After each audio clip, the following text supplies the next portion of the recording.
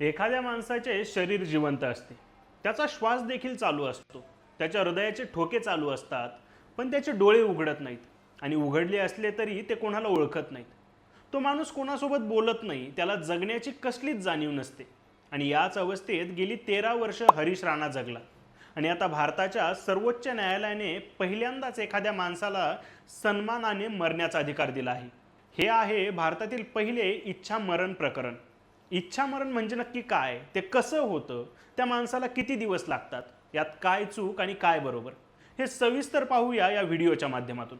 नमस्कार, मी ऋषिकेश आणि तुम्ही पाहताय जनता आवाज डिजिटल. ते साल होतं 2013. ऑगस्ट महिन्यात चंदीगडमध्ये शिकणारा 19 वर्षीय इंजिनियर विद्यार्थी हरीश राणा PGमध्ये राहत होता आणि 4थ्या मजल्यावरून खाली पडला. डोक्याला गंभीर दुखापत झाली. पण त्याच्या वडिलांनी एका न्यूज चॅनलला दिलेल्या मुलाखतीत असा आरोप केला की हरीशला कुणीतरी मारहाण केली आणि त्याला खाली फेकून दिले. त्यांनी असेही सांगितले की जेव्हा त्यांनी हरीशला पाहिले तेव्हा त्याच्या अंगावर बॅटने मारल्याचे व्रण होते आणि हरीश जिथून खाली पडला तिथे त्यांनी एक बॅटही पाहिल्याचे सांगितले. पण प्रत्यक्षात नेमके काय घडले हे कोणालाच माहीत नाही. पण एवढं मात्र नक्की की हरीशच्या मेंदूला असा काही मार लागला की तो नंतर कधीच शुद्धीत आला नाही. उपचार सुरू होते. डॉक्टरांनी सांगितलं की हरीश आता पर्सिस्टंट व्हेजिटेटिव्ह स्टेटमध्ये गेला आहे. यात शरीर काम करणं बंद करतं, श्वास चालतो, झोपेचं चक्रही असतं, पण रुग्ण आसपासच्या कुठल्याच गोष्टीला प्रतिसाद देत नाही. तो कोणाला ओळखत नाही, त्याला कसलीच जाणीव होत नाही. आणि अशा स्थितीत हरीश जवळपास 13 वर्ष बेडवर पडून राहिला. हातपाय 100% निकामी, खाणेपिणे नळीद्वारे दिले जायचं. 13 वर्ष आई वडिलांनी मुलाची देखभाल केली, पण एक क्षण आला जेव्हा वडील छातीवर दगड ठेवून म्हणाले, माझ्या मुलाला आता उपचार मिळत नाही, त्याला फक्त त्रास होतोय, त्याला आता सन्मानाने जाऊ द्या. वडिलांनी आधी दिल्ली हायकोर्टात अर्ज केला, पण 2024मध्ये हायकोर्टाने तो अर्ज नाकारला. कारण हरीश व्हेंटिलेटरवर नाही, तर तो टर्मिनली इल नाही असं कोर्टाने सांगितलं. मग केस थेट सुप्रीम कोर्टात गेली. त्यानंतर न्यायमूर्ती JB पर्डीवाला आणि KV विश्वनाथन यांच्या खंडपीठाने 11 मार्च रोजी एक ऐतिहासिक निकाल दिला. त्यात त्यांनी असं सांगितलं की पेग ट्यूबद्वारे दिलेले जाणारे पोषण म्हणजेच मेडिकल ट्रीटमेंट आहे, ते काढता येतं. हरीश जिवंत असून देखील त्याच्या जगण्याला अर्थ नाही. आर्टिकल 21 म्हणजे राईट ऑफ लाईफ. लाईफ म्हणजे राईट टू डिग्निफाईड लाईफ. केवळ श्वास चालू ठेवणं म्हणजे जगणं नाही. त्यांनी यम्सला आदेश दिले की हरीशला पॉलिटिव्ह केअर युनिटमध्ये हलवा आणि प्रक्रिया सुरू करा. हा भारताच्या इतिहासातील पहिला कोर्ट अप्रूव्ह सन्मानाने मरण्याचा अधिकार होता.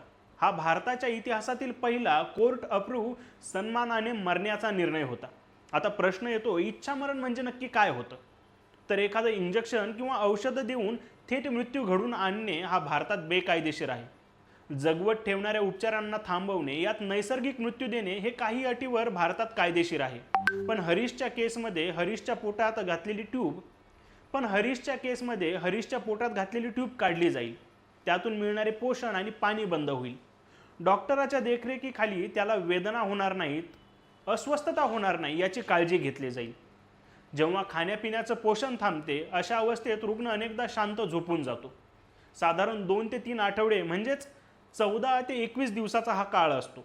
या अवस्थेत रुग्णाला वेदना होत नाहीत. सुप्रीम कोर्टाने सन्मानाने मरण्याचा अधिकार हा आर्टिकल 21चा भाग आहे असं स्पष्ट सांगितलं. पहिल्यांदाच प्रत्यक्ष एखाद्या व्यक्तीसाठी हा कायदा लागू करण्यात आला. हा भारतीय न्यायव्यवस्थेतला एक मोठा क्षण आहे.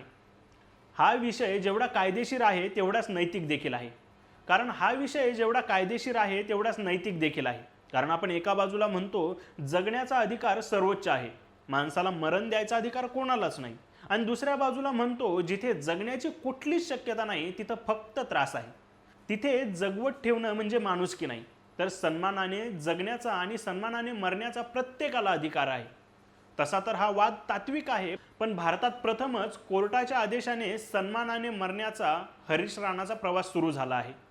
हा व्हिडिओ आवडला तर लाईक करा, चॅनलला सबस्क्राईब करा, शेअर करा आणि मृत्यू म्हणजे नक्की काय, तुम्हाला काय वाटते हे कमेंट करून नक्की सांगा.